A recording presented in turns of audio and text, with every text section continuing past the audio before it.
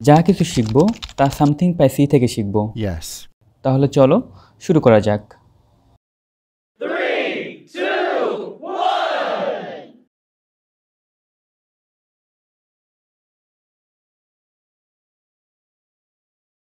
Something by C চ্যানেলে নতুন আরও একটি ভিডিওতে তোমাদের সবাইকে স্বাগতম। আজকের ভিডিওতে আমরা আলোচনা করব আপেক্ষিকতা বিষয়ক আরও একটি গাণিতিক সমস্যা। অর্থাৎ এটা বোঝার দরকার আছে, কারণ আমরা গত যে গাণিতিক সমস্যাটা আলোচনা করেছি সেখানে হচ্ছে পানি, অর্থাৎ বরফ থেকে পানি এবং পানি থেকে হচ্ছে বাষ্প নিয়ে যাওয়ার ক্ষেত্রে আমরা গাণিতিক সমস্যাটা সমাধান করেছিলাম। তো এখানে পানির পরিবর্তে যখন লোহা ব্যবহার করব, অর্থাৎ সমস্যাটা যদি এমন হয় যে 5 কেজি ভরের লোহার তাপমাত্রা 20 ডিগ্রি সেলসিয়াস থেকে 70 ডিগ্রি সেলসিয়াসে উন্নীত করতে কী পরিমাণ তাপ দিতে হবে বা কী পরিমাণ তাপের প্রয়োজন। তো সেক্ষেত্রে সেম টাইপের অঙ্ক, অর্থাৎ পানির ক্ষেত্রে যেমন এখানে লোহার ক্ষেত্রেও ঠিক তেমনই হবে, কিন্তু পার্থক্যটা শুধু লোহা এবং পানি, এবং এই কারণে হচ্ছে আপেক্ষিক তাপের মানের পরিবর্তন হবে। অর্থাৎ সেক্ষেত্রে এখানে যে মানগুলো আমাদের দেওয়া আছে সেটা হচ্ছে 5 কেজি ভরের লোহা, এবং তার তাপমাত্রা আমার নিয়ে যেতে হবে 20 ডিগ্রি সেলসিয়াস থেকে 70 ডিগ্রি সেলসিয়াস।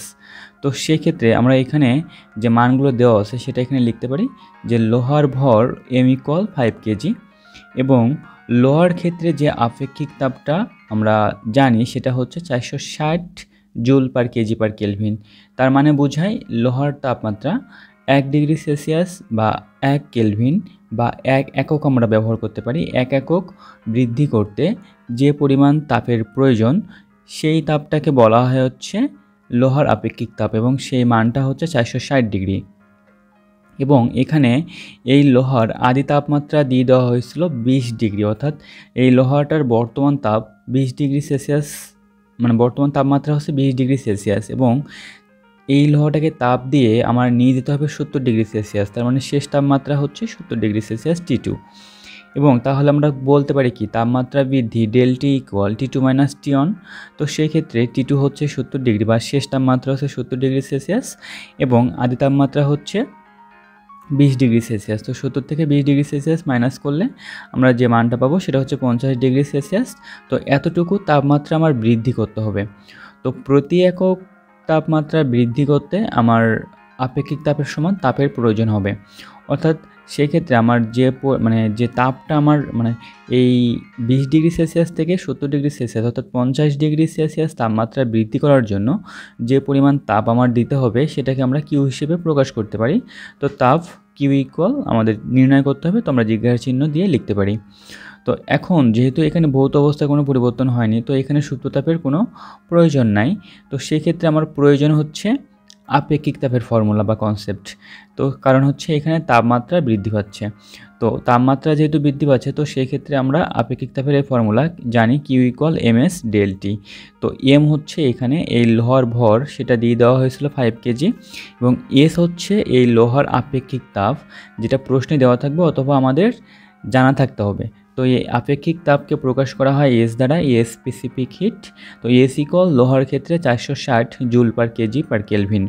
তো এটা দ্বারা বোঝায় এই লোহার তাপমাত্রা দিয়ে দেওয়া হয়েছে 20 ডিগ্রি সেলসিয়াস। তো এই লোহাকে যখন 460 জুল তাপ দিয়ে দেওয়া হয়ে যাবে তখন এই লোহার তাপমাত্রা 21 ডিগ্রি সেলসিয়াস হয়ে যাবে।